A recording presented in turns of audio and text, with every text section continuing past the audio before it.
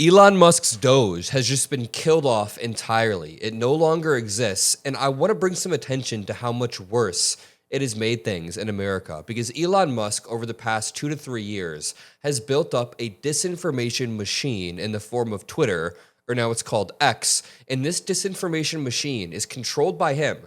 He spends all day spreading lie after lie after lie. Like, I'm going to pull up his account now.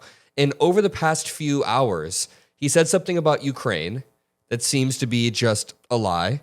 He then quote tweeted Tim Pool. There are no riots for Bethany, no riots for Iran. Basically, just he's asking why there aren't any riots.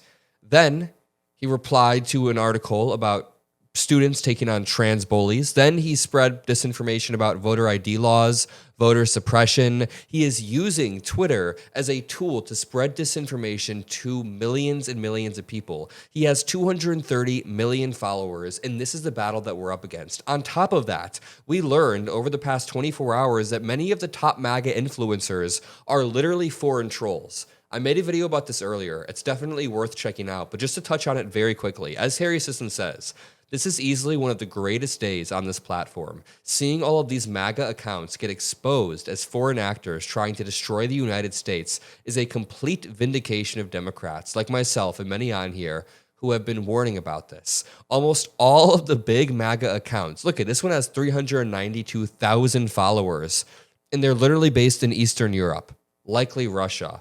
This one has over 1 million followers. It's an Ivanka Trump fan account named Ivanka News, and it's based in Nigeria. These aren't people who have a stake in our system. These are foreign trolls who have been emboldened, enabled, and boosted by Elon Musk's algorithm that incentivizes the most extreme rhetoric. Okay, this brings me on to Doge. What does this have to do with Doge?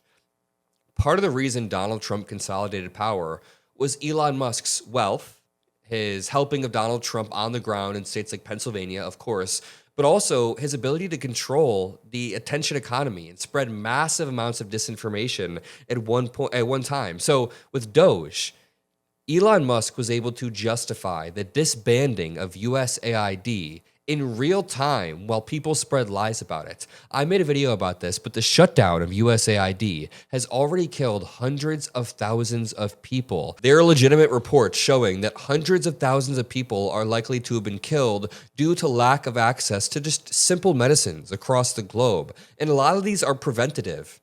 So they prevent the disease from coming to the United States in the long term. And when we're not doing this preventative stuff, or at least building soft power, we're losing. We are losing as humanity. If you want human dignity across the globe, then allow USAID to exist. But Elon Musk tore it down.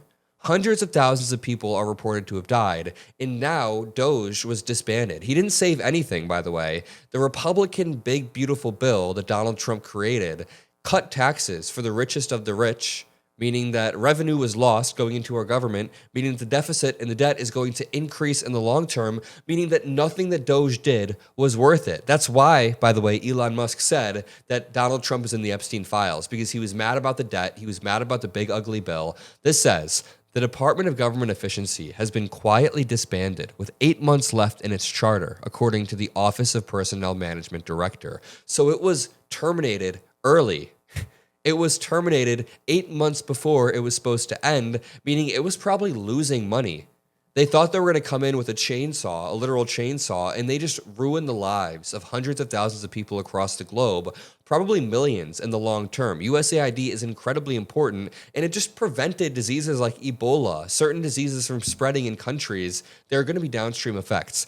Director Scott Kapoor told Reuters that Doge, the sweeping, cost-cutting effort led by billionaire Elon Musk that dominated the first months of Trump's second term, quote, doesn't exist, adding that most of the office's functions have been absorbed by the OPM, the federal government's human resources agency. The entire thing was essentially disbanded, and they quietly did it. Kapoor said that Doge is no longer the centralized entity it once was when Trump appointed Musk. Musk's collaboration with the Trump admin drew scrutiny for the access he was granted throughout the government in his role as a special advisor. This is pure corruption. Elon Musk spent hundreds of millions of dollars on the campaign trail and $42 billion to buy Twitter. That's the big one. His buying of Twitter and rebranding it into X, allowing him to spread all of this disinformation, is what allowed Donald Trump to have a vehicle for all of his lies, whether it's the eating cats and dogs lie, or the election might be stolen, or it's USAID, then these lies in turn helped, I don't know, consolidate power. It's absolutely disgusting. And then Elon Musk spent an extra $200 million on the campaign trail, the largest donation from a single person to any campaign in US history, probably any campaign in the entire world's history. I don't know how you beat that. And do you think Elon Musk was doing it just to be altruistic? Just to be philanthropic, just to be like, yeah, I want to help humanity by electing Donald Trump and getting access to everybody's documents. By the way, we don't know what he did with this data. We don't know what he did with the documents and the data that he had access to, other than ruin the lives of people in the United States, on Social Security, and people across the globe. Drop a like and subscribe if you want us to continue to cover this. But let's continue with this. Musk and his team quickly began cutting federal agents, mass firing federal workers, shuttering entire agencies, in canceling contracts. He positioned his staff throughout government agencies, seeking access to sensitive data in the name of making the government more efficient. Listen, there are parts of the government that are incredibly inefficient. Anyone who's had to go to any sort of branch of the government understands the bureaucracy and how tedious it can be.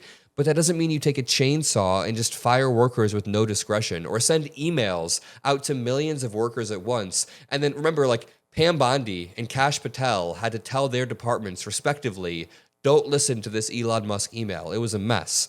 They had to rehire nuclear submarine workers after firing them. Like, these people kept our nukes, clean and maintained. And Elon Musk fired them, then had to rehire them.